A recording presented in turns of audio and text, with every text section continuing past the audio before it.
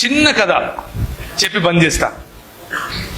మీలో ఒక్కరు ఆవులు ఇచ్చినా గానీ కథ పూర్తిగా చేయకుండా మధ్యలోనే బంద్ చేస్తా. ఎందుకంటే మీకోసం చెప్పేది, మీకు నిద్ర వస్తుంటే నేనెందుకు చెప్పాలి కదా. ఒకటికి బాతులు పెంచుకోవడం అంటే భలే ఇష్టం. బాతులు ఏం పెంచుకోవడం, రంగురంగు బాతులు తీసుకొచ్చుకుంటాడు, ఎర్రగా బ్రౌన్ కలర్ లో. ఈ కథ ఎక్కడికి వెళ్ళినా చెప్తాను నేను, 100 సార్లు చెప్పింటాను. అందుకే మళ్ళా ఎవరన్నా విన్నారా మీలో? అయితే చెప్తాను. ఒకవేళ వినుంటే ఓకే. బాతులు పెంచుకోవటం భలే ఇష్టం. బాతులు పెట్టుకుని వాళ్ళ ఇంట్లో చిన్న సరస్సు కొలను లాంటిది పెట్టుకుని బాతులు పెంచుకుంటున్నాడు. కొన్ని వాటికి కొన్ని పేర్లు. ఒకటి పేరు సుబ్బి, ఒకదాని పేరు బుజ్జి, ఒకదాని పేరు ఇట్లా పేర్లు అనమాట. అమ్ములు, ఇంకా ఏం పేర్లు ఉంటాయి మన ఇళ్లలో చెప్పండి పేర్లు. బిందు, గుండు, బంటి, బిట్టు, ఇట్లాంటి పేర్లు అనమాట. చిట్టి పొట్టి పెట్టుకొని ఫుల్ ఎంజాయ్ చేస్తున్నాడు వాటిని చూసి. ఒకరోజు బయటికి వెళితే ఒక చిన్న పక్షి దొరికింది. ఆ పక్షిని చూసి అనుకున్నాడు, అరే ఇది కింద పడిపోయింది, దీన్ని ఇంటికి తీసుకెళ్దాం, ఇంటికి తీసుకెళ్లి బాతులతో పాటు పెంచుతానని చెప్పి తీసుకెళ్లాడు. దానికి చిట్టి అని పేరు పెట్టాడు. చిట్టి ద రోబో. కనెక్ట్ అయ్యారా? చిట్టి ద రోబో. దానికి చిట్టి అని పేరు పెట్టి బాతులతో పాటు వేసాడు. ఇది కూడా బాతుల్లాగానే పెరుగుతుంది, వెళ్తుంది. అవి నడిచినట్టే నడుస్తా ఉంది. భలే కాపీ కొట్టింది వాడిని. కానీ వీడికి ఒక ఫ్రెండ్ ఉన్నాడు, నాలంటాడు తిక్కోడు. మధ్యాహ్నం వాళ్ళ ఇంటికి భోజనానికి వచ్చాడు. వీడు అరే మామ సుద్దులారా నా బాతులు అన్నాడు. చూద్దాం పరా అని బయటకు వెళ్ళి, అది చూసినవారా ఎర్రగా బలుంది, ఇటు బ్రౌన్ కలర్ సూపర్ ఉంది, అది ఇదేంద్రా నెమిలి లెక్కనుంది, ఇదేంద్ర భలే ఉంది. దూరంగా చెప్పి చదువుతుంది, అడుగు చూసినావా, అది చిట్టి రా అన్నాడు. చిట్టా? దాన్ని చూస్తే చిట్టి, ఇది బాతు కాదురా రే అన్నాడు. ఎవడు చెప్పాడు రా నీకు? నేను దాన్ని బాతు చేశానన్నాడు. నువ్వు బాతు చేయడం ఏందిరా, తప్పురా, అది చిట్టిరా. చిట్టి అంటే అది బాతు కాదురా బాబు, అది వేరే. నేను చేశా.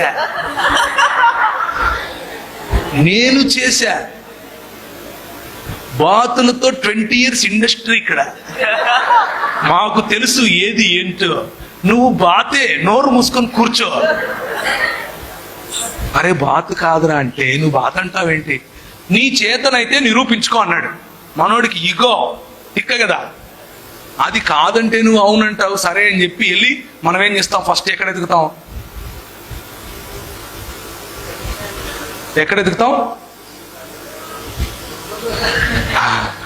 మనకు తెలిసిన ఫస్ట్ తల్లి గూగులమ్మ తల్లి. అమ్మా గూగులమ్మ అని ఎతికాడు. ఏంటి ఇంతకు ఈ పక్షి పరిస్థితి ఏంటి, ఇది ఎందుకు బాధ అయిపోయింది అని ఎతికి మొత్తం చూసి ఒక 3 రోజుల తర్వాత ఇంటికి వచ్చాడు. ఈ పక్షి బాధ కాదురా, నిరూపించరా అన్నాడు. దాన్ని చేతిలోకి తీసుకుని కొంచెం అట్లా మసాజ్ కొట్టి దాని రెక్కలు కొంచెం అట్లా అని దాన్ని పైకి సిరేశాడు. కిందికి వచ్చేసి మళ్ళీ క్వాక్ అని వెళ్తాం. అబ్బా ఇడేమో చేసినాడు, దీనికి మాత్రం వేసినాడు రా అనుకో. కొంచెం పైకి ఎక్కి దాని రెక్కలు ఇంకొంచెం తీసి ఇంకొంచెం పైకి ఎగిరేశాడు. పైకి ఎగిరేస్తే కొంచెం ఎగరటం మొదలుపెట్టింది. మనోడు గింజలేశాడు.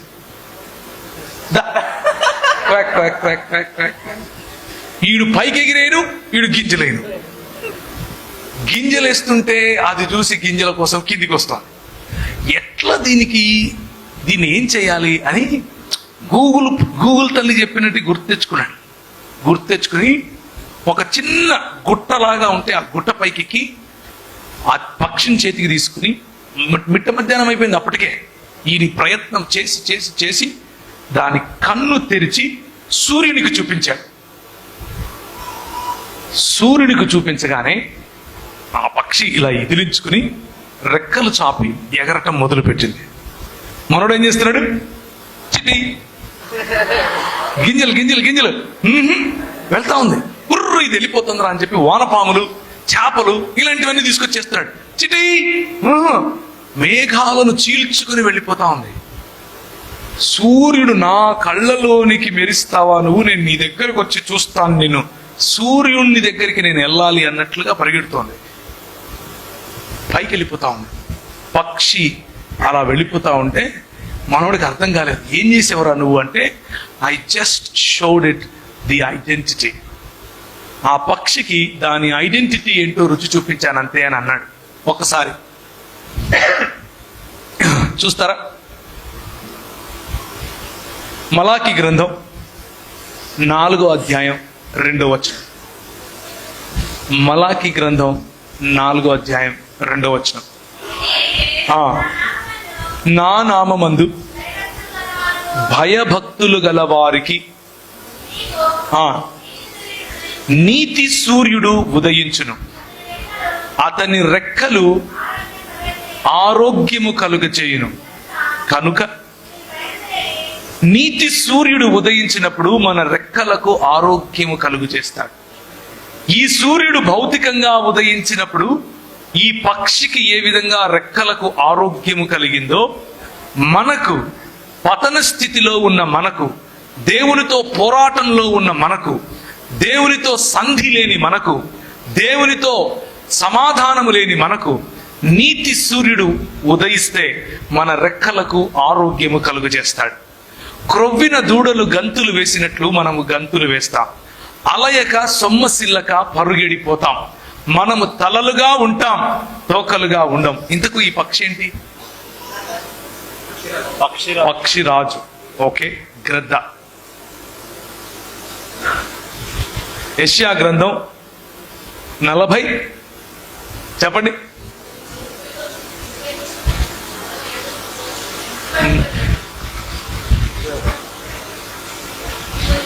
ముప్పై 40 కరెక్ట్. చదవండి. యెహోవా కొరకు ఎదురు చూచువారు నూతన బలము పొందుదురు, వారు పక్షిరాజు వలె తమ రెక్కలు చాపి పైకి ఎగురుదురు కదా, వారు అలియక నడుయుదురు, సొమ్మసిల్లక నడిచిపోదురు. దిస్ ఇస్ నీతి సూర్యుడు మన జీవితంలో ఉదయించినప్పుడు మనము పక్షి రాజులము, బాతులము కాదు అని తెలుస్తుంది. మనల్ని బాతులుగానే ఉంచటం కోసం సమాజంలో వేరు వేరు ప్రయత్నాలు జరుగుతూనే ఉంటాయి. నువ్వు ఆడపిల్లవు కదా, నీకెందుకు ఇది, ఈ చదువు నీకు అవసరమా, మర్యాదగా ఆడ కూర్చో, గింజలు. నిన్ను ఎగరకుండా ఉంచడం కోసం వేసే గింజలు. మొన్న నేను ఒక అమ్మాయిని కౌన్సిలింగ్ లో కలిశాను, ఇట్లాంటి యూత్ మీటింగ్ తర్వాత. ఏమ్మా ఏం చదువుకుంటున్నావు అంటే, ఏం చదివామమ్మా అంటే, అన్న ఎంబీఏ చేస్తానన్నా. ఎంబీఏ తర్వాత ఏంటన్నా, మ్యాచెస్ చూస్తున్నారన్నా, పెళ్లి చేసుకుంటాను అని. అబ్బో, మ్యాచెస్ చూస్తున్నారు, పెళ్లి చేసుకుంటాను. మరి ఎంబీఏ ఎందుకు చదువుతున్నావమ్మా అన్నాను. అంటే చదవాలి కదన్నా, ఊరుకుండడం ఎందుకు, గింజలు. మ్యాచెస్ అనేవి గింజలు. నిన్ను ప్రభువు ఏ గమ్యం వైపుకు ఎగరమని చెబుతున్నాడో ఆ గమ్యం నుంచి ఆపేందుకు సమాజం వేసే గింజలు. నీ కులం పేరు చెప్పి నిన్ను ఆపడానికి గింజలు వేస్తారు. రే, నీకంత అవసరమారా, నీ బతుకేంది, నువ్వేందిరా, నా బతుకేమైంది, I'm in the image of God, నేను దేవుని స్వరూపంలో ఉన్నాను, నేను దేవుని పోలిక చొప్పున ఉన్నాను, నా దేవుడు పక్షిరాజై ఉన్నాడు, నా దేవుడు పక్షిరాజు రెక్కల మీద మోసుకొని వచ్చినట్లు నిన్ను మోసుకొని వచ్చానని చెప్తున్నాడు. ముదిమి వచ్చే వరకు నిన్ను మోగివాడని అంటున్నాడు. నేను నా దేవుని స్వరూపములో ఉన్నాను, నేను పక్షిరాజు, నేను బాతును కాదు అని చెప్పటమే రక్షణలోకి రావటం. నేను బాతును కాదు, I reject to be a duck. నేను బాతుగా ఉండటానికి ఇష్టపడను, నేను పక్షిరాజు బిడ్డను, పక్షిరాజుగానే ఉంటాను అని చెప్పటమే యేసు ప్రభువు యొక్క, లేకపోతే యేసు ప్రభువు ఇచ్చేటటువంటి ప్రాతినిధ్యాన్ని తీసుకోవటం, ఆయన రాజ్యమును వెతకటం, ఆయన రాజ్యములో ప్రతినిధిగా ఉండటం, ఆయన రాజ్యములో దేవునికి నమ్మకమైన దాసుడిగా పనిచేయటం. యోబు గ్రంథము ఇది చదివేసి ముగించేస్తాం. 39వ అధ్యాయం యోబు గ్రంథం 39వ అధ్యాయం 26 నుండి, డేగ నీ జ్ఞానము చేతనే ఎగురునా, అది నీ ఆజ్ఞ వలననే తన రెక్కలు దక్షిణ దిక్కునకు చాచునా, పక్షిరాజు నీ ఆజ్ఞకు లోబడి ఆకాశ వీధికెక్కునా. ఏం వీధి? ఆకాశ వీధి. మేము రాజారెడ్డి వీధే దాటం. ఆకాశ వీధి ఏంటి? మీ ఊర్లో వీధుల పేర్లు చెప్పండి, ఒకటి రెండు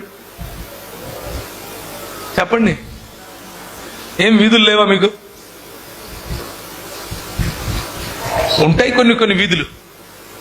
కొందరికి సిటీ సెంటర్ వీధి ఉంటుంది, కొందరికి బ్యూటీ పార్లర్ వీధి ఉంటుంది, కొందరికి నర్స్ అనే వీధి ఉంటుంది, కొందరికి చపరాసి అనే వీధి ఉంటుంది, కొందరికి దాన్ని ఏమంటారు గవర్నమెంట్ లో కాంట్రాక్ట్ జాబ్ వచ్చింది అనే వీధి ఉంటుంది. ఇలాంటి చిన్న చిన్న వీధులు చాలా ఉంటాయి. అక్కడికే గింజలు అవన్నీ కూడా ఆ వీధులు చూపించి దానికి ఒక ఎస్సీ సర్టిఫికేట్ తగిలిచ్చి ఆ సర్టిఫికేట్లలోనే నిన్ను ముంచేసి నువ్వు ఎగురకుండా దేవుడిచ్చేటటువంటి అగ్రస్థానాన్ని, దేవుడిచ్చేటటువంటి శ్రేష్టమైన గమ్యాన్ని మర్చిపోయి అతి తక్కువ ఈ లోకానికి మాత్రమే పరిధిగా ఉండేటటువంటి గమ్యాన్ని ఎన్నుకొని ఉంటావు. ఆకాశ వీధి నీకెందుకు? యేసు ప్రభు నీకు ఇందుకు కావాలి. ఆకాశ వీధిలో ఎగరటానికి కావాలి. పక్షిరాజు నీ ఆజ్ఞకు లోబడి ఆకాశ వీధికి ఎగురునా, తన గూడు ఎత్తైన చోట కట్టుకొనునా, అది రాతి కొండ మీద నివసించును, కొండ పేటు మీదను ఎవరునూ ఎక్కజాలనంత ఎత్తైన చోట గూడు కట్టుకొడును, అక్కడి నుండియే తన ఎరను వెదుకును, దాని కన్నులు దానిని దూరము నుండి కనిపెట్టును, దాని పిల్లలు రక్తము పీల్చును. This is who we are my brothers, my sisters. మనము కొండ పేటున బ్రతకటానికి పిలువబడ్డాం. మన ఎత్తైన చోటలో మన గూడు కట్టుకోవటానికి పిలువబడ్డాం. అక్కడి నుండే మన ఎర్రను చూడటానికి తీక్షణమైన కన్నులు కలిగిన వారముగా దూర దృష్టి కలిగి ఉండటానికి పిలువబడ్డాం. చిన్న చిన్న గింజలకు ఆశపడటానికి పిలువబడలేదు. నీ చిన్న చిన్న గింజలు, గర్ల్ ఫ్రెండ్ అనే గింజ,